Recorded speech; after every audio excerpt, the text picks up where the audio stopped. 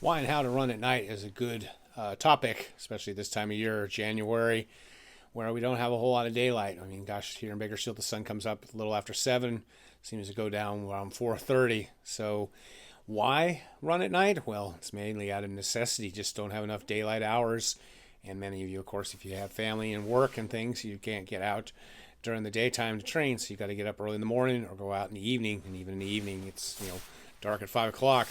So there's a number of ways to do it safer. One of the things is nice, kind of running in the dark. It makes you feel fast and you pick up your pace. There's such a, just kind of out there on your own. And especially during the COVID times with social distancing, there are a lot less people out and about, except here in Bakersfield. So we have the urban outdoorsman that I have to step over and stuff. And also, I talked about before, going hiking at night is a great way to get away from the crowds and see it in different light.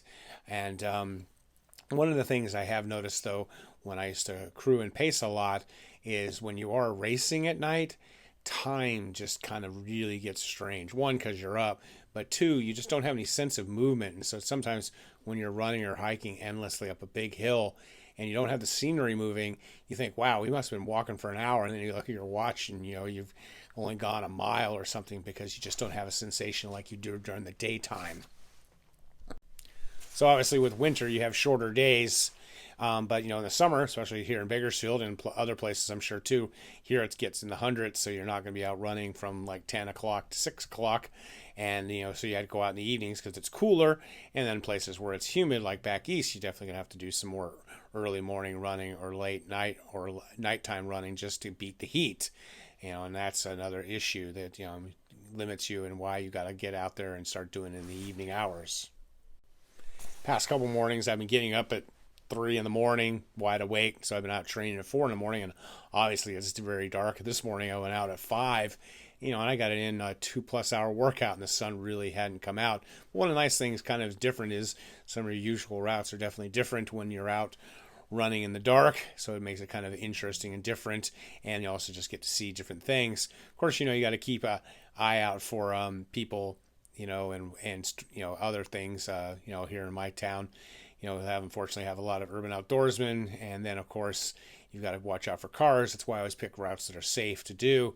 And then we have wildlife. Yeah, we've got, even though I live in a residential area, you'll see possums scurrying about and even raccoons. I remember one night I saw this big old fat thing. It looked like a big old fat cat waddling across this major street, and I'm like, wow, thing's moving awfully slow. And when I got to it, it was sitting in the gutter at a storm drain, and it looked at me, and then it scurried down, and it was a really gigantic raccoon. Some helpful tips for running at night, of course.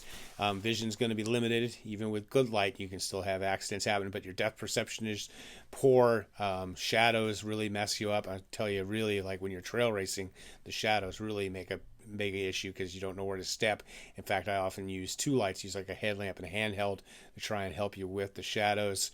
But even, doing your streets, you've got to be careful. There's just stuff on there. You also can't run as fast as you would during the daytime because of the conditions. I remember way back when I was in high school, I used to run a lot at night, especially when it was hot.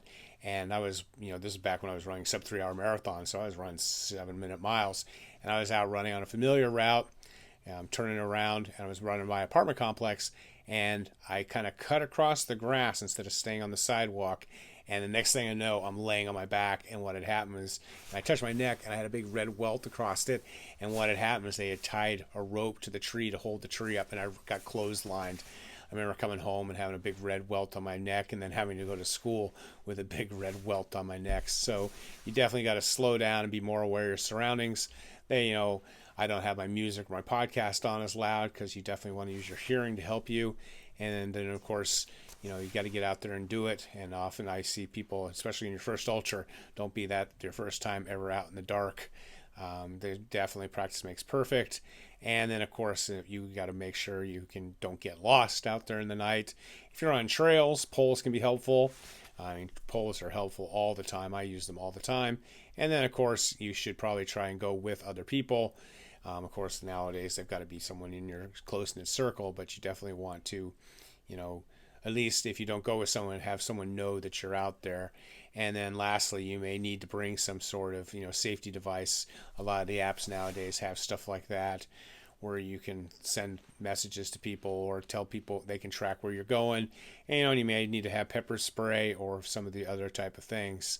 But it's more just to be aware of your surroundings and avoiding situations like I talked about the other day with the the karate students and the master, and how they're walking on the street, and then all of a sudden this horse up and kicks at them, and they get away and they don't get kicked by the horse. But the master wasn't happy because he's like, why are you even walking near the horse? And that's kind of what you got to do at night. Be aware of your surroundings, see situations that are coming up. Don't assume anything, especially with cars. Make sure they got your attention. And, worst case scenario, stop, be safe, because, that's the thing you've got to do. And so, treat a night workout as an intervals. Don't get obsessed with trying to beat your Strava times and stuff, because the bottom line is you want to stay healthy, be boring, not epic.